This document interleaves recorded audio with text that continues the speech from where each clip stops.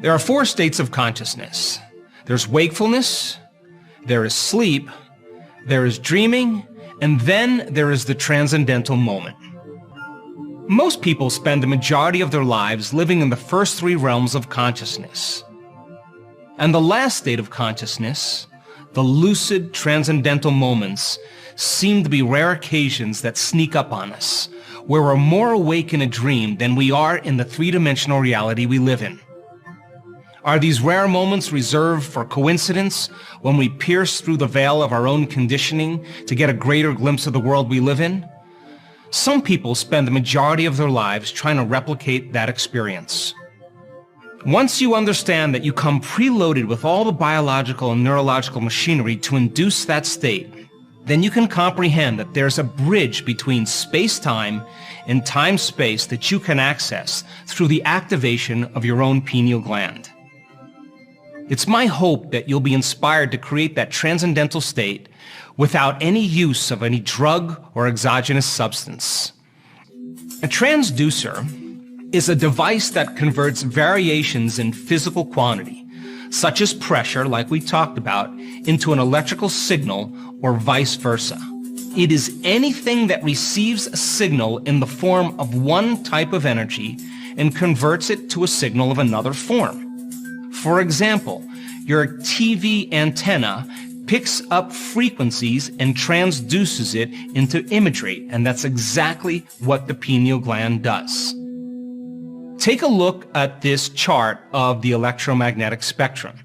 You can see very slow waves with very long wavelengths, and you can see on the other end very high frequencies called cosmic rays. And as we said, when your eyes are picking up light, the wavelength of that light begins to activate serotonin and melatonin, and now we function in three-dimensional reality. Imagine in a meditation, your eyes are closed, melatonin levels are elevated because your eye is no longer perceiving light. There's an activation of the pineal gland. Once those crystals become electrically activated, now they function like a radio receiver, and they can pick up frequencies that are no longer consistent with visible light. Anything that's material that travels to the speed of light will turn into energy. Then the quantum field exists beyond the speed of light. Now, why is that important? Because once the pineal gland is activated, and now it functions like a radio receiver, what is the physics that combines the frequency that we're tapping into with our biology and our brain? The purpose of meditation is to get beyond the analytical mind. And as you learned in previous episodes, what separates the conscious mind from the subconscious mind is the analytical mind. And we could say then, the memory bank of the known self, the seat of our identity, our connection to our known three-dimensional reality, is the neocortex. As you begin to slow your brain waves down in meditation from beta to alpha, and slowing down even further into theta, you begin to suppress thinking in the neocortex. And as you're no longer analyzing and you're no longer thinking, brain waves begin to slow down, and consciousness literally moves out of the neocortex and begins to move right into that limbic brain. Now, a person is conscious in their subconscious mind.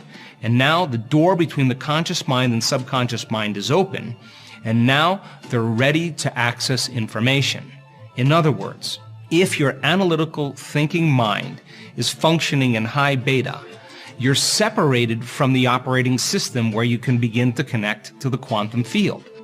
So by practicing slowing your brain waves down and suppressing the neocortex, now you can use your radio receiver to begin to tune into frequencies that exist beyond your senses.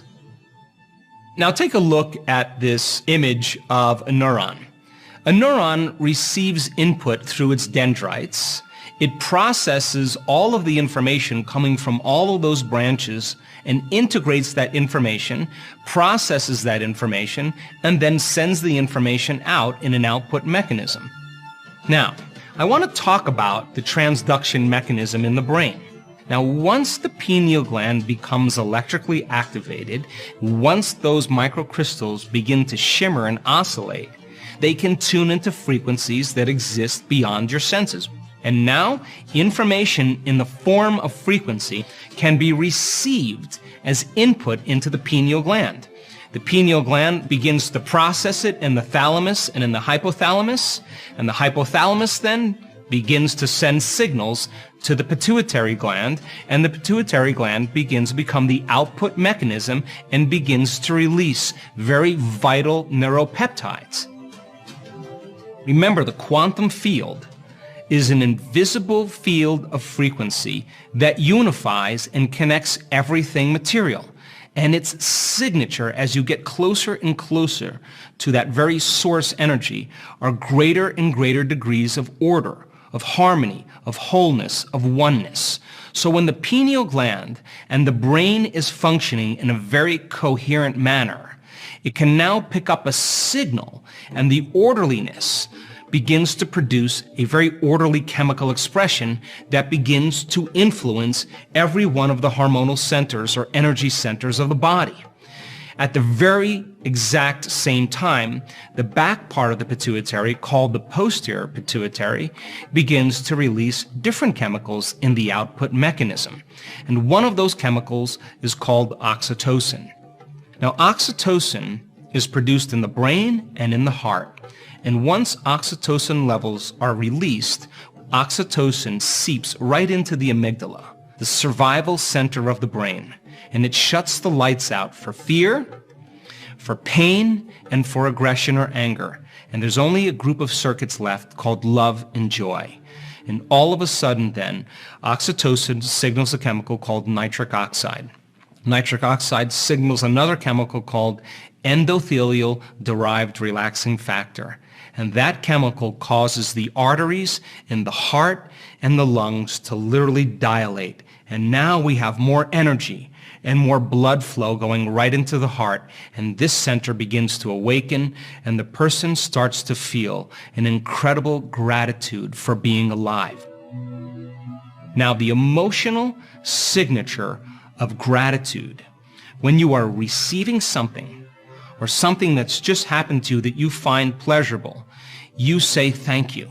So the emotional signature of gratitude means something's happening to you or something has happened to you, and you're in the ultimate state of receiving. Now that we're in the state of receiving, something amazing happens.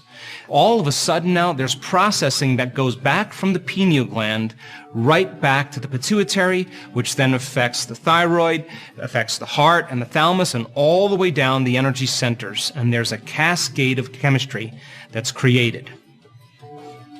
Let's remember what happens when we do the breath. As you begin to move that energy up from those lower centers, once energy makes it to the fourth center, the energy will continue up into the brain. As it moves up and activates the pineal gland, and the pineal gland begins to signal the pituitary, now all of a sudden it begins to release its neuropeptides and neurohormones, we now know that there's an external electromagnetic field.